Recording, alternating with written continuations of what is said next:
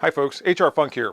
With the same Athlon prism scope that you might have seen in yesterday's premiere video, after that video went live, a couple of you asked me whether or not this top plate on this optic was intended for the mounting of a smaller micro red dot, and I responded to those comments and said, I don't know.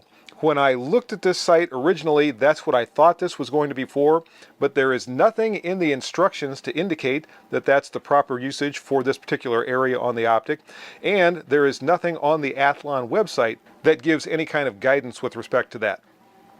So I did have one viewer who responded emphatically that this is absolutely for mounting an RMR pattern micro red dot sight to the top of the prism scope.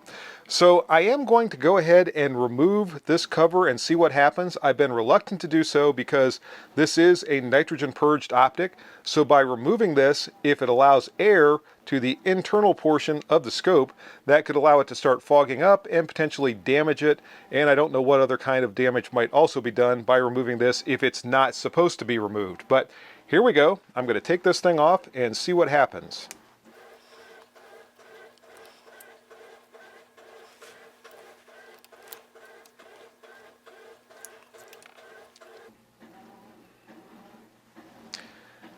And it does appear that this is for an RMR pattern optic. Here are the two posts that correspond to the two shallow holes in the bottom of RMR pattern micro red dot sights.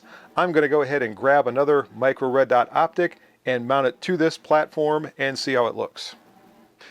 There you go. I just happen to have this Hilux TD3C handy, so I now have it mounted to the top of the Athlon Midas Flare 3-power prism scope, and that absolutely is what that surface was for. So hopefully this clears up any confusion from yesterday's video.